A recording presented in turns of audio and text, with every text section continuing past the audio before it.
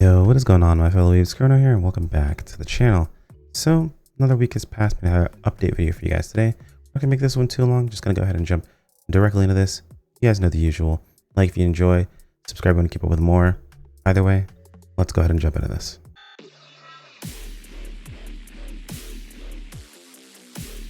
This next spiel has been the same forever, and will continue to be the same. In case you're asking yourself, why would I sit here and listen to this guy reading this information? You're absolutely correct, you don't have to. Head over to ngs.ps2.com, scroll on down. The important information is usually tagged with a little red dot here. You can also look at the dates to kind of tell what the important stuff is going to be or what is new that's popped up here. Either way, if you're at this video and you're like, I don't want to go to the website to gather information myself, just scroll on down. Usually there'll be a link provided in the video description. I'll ask you to toss a like on the video, maybe throw a comment in for the algorithm. It helps out a ton and just makes your boy feel good. Either way, let's go ahead and get started with looking through what has changed for this week. So we only have one actual article to go over. It's just the update article. We also have a new episode of the webcomic, which there's 170 episodes out now. If you're someone who is, enjoyed PSO2 and you really want to consume more PS2 content, just read up the webcomic. It's actually pretty good. Other than that, though, we have the new relay quests. Now, I was a little bit, I don't want to say concerned, but I was a bit skeptical with these quests. And I still am until we actually sit down and run them, which we will be doing today for today's stream. So in case you want to be a part of that, 10 a.m. EST, keep in mind, daylight savings has happened, so I might be an hour earlier than you're normally used to, but eventually you get to that point. Either way, no big deal. But we do have limited time quest, relay quests. The quest changes completely every 2 days with different content and number of participants. The drop items include the 12-star Toile weapon series, 900k experience when you complete a quest, same rewards for all quests. Enjoy a variety of quest types. So this is them basically trying to add in a bit of spice when it comes to quests. So overall, I still think it is a bit of a throw to have these be every 2 days that this changes up. When people farm, they farm consistently, and you have to kind of keep their attention over the longer course of farming. I like the idea of having different quest types, even different numbers of participants and things of that sort. And even, PHANTASY gets a chance to come back, which we haven't seen him in a long time. However, what I would like to see is this change per quest. As in, like, when I jump into here, the type of room that we get just changes. Having this change every 2 days just means that it's a new quest every couple of days. It's nothing that's going to feel that great, at least to me personally. But who knows? Maybe I am in the minority of this feeling, and it might end up feeling super fun and super interesting or super, good to do based on what we have access to. So a wide variety of quests await you, from a quest where you light up enemies with photon blast, unique quests using throwable objects in Central City. Other updates: the following items have been added to the product list in the exchange shop and weapon badge exchange. So you have the Giga Trial, all of the Dominas, and Master Cubes. So in the past, and we'll take a look at it when we get in game as well, these usually kind of have a cap for how many you can purchase. So these weapon badges are going to be very useful to buying out the shop itself, assuming the cap still exists, which I'm going to assume that it does. If it doesn't, this is really good for things like Master Cubes. And if you still need to go ahead and get a couple of pieces of gear sorted out, things like Giga Trial and High Steer Domina are both very, very good. The regular Dominas aren't going to be that useful, but the fact that they're all here makes me feel like maybe they're looking at some combination Domina that's coming out. Now, how good that combination Domina is going to be will need to honestly be good enough to replace something like Giga Trial.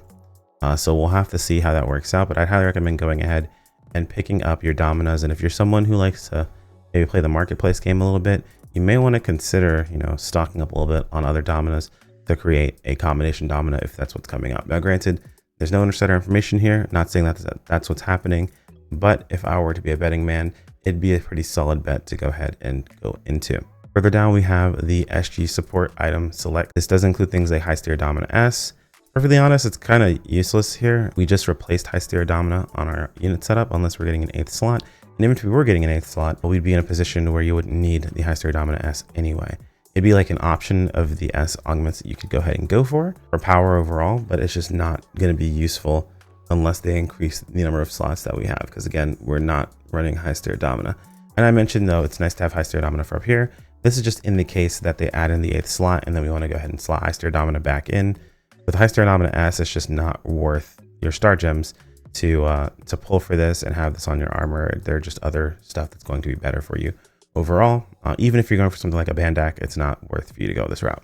The item preset skill, item protection level 3s, And the skill enhanced success rate level plus 30%, so pretty solid overall here. And we also have the next mission pass, so that's pretty cool. If you're a fan of the fairy stuff, you got the wings, very cute. Wing shielder, wing vant, pretty cool stuff here. And then we have, I believe, how does this? Re-release alternative variations from the past.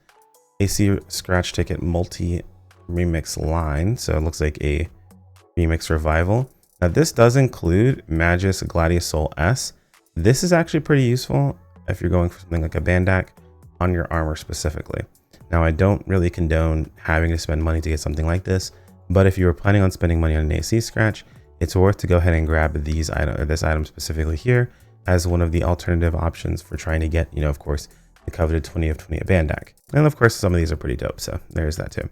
And that's pretty much it. We're gonna go ahead and take a look in game at the different shops. We're gonna take a look at the relay quest timers and things like that. And yeah, I'll go ahead and wrap up this video pretty quickly. All right, here we are in game. Let's go ahead and take a look at a couple of things. So daily reset hasn't happened, so just keep that in mind. We do have, of course, the campaign items for the 5th global anniversary. Get our scratch tickets. We do like to see that. And I think that is it for that. Let's take a look at the SG support scratch. Hold on one sec. All right, got the SG support scratch here pulled up. It's actually a pretty small, like this is a very, very small lineup. I guess I just assumed this was on the scratch count bonus. This would have been really, really nice to have way sooner, man. High steer dominant S, it is, I mean, granted, again, we're not using it anymore, but like a while ago when it was needed, would have been really nice. Preset item protection level 4, also pretty nice to see, but I would have liked to see these combined. Guarantee 100% plus the substitute stuff. Those are really, really nice to see. Maybe that's somewhere in this. Let's see. So 10 pulls does get you a 40%. This is usually pretty worth it. I mean, granted, it's going to cost you some star gems, but at the end of the day, this is actually pretty solid for 40%, especially if you're not spending any AC whatsoever. You don't put any money into the game. I would usually recommend at the very least getting these 10 pulls, getting these 40% and setting them aside for some high ticket augments whenever you need to go about doing the augmentation. This also has Giga Trial S. This actually is worth it. So granted, it is expensive to go for Giga Trial S. It's 70 pulls. So that is a huge chunk of star gems. However, that is going to be worth on the overall augment setup that you would go for on the best in slot setup. However, the concern here then is if they do release a new combination Domina, the next thing that's getting kicked is Giga Trial.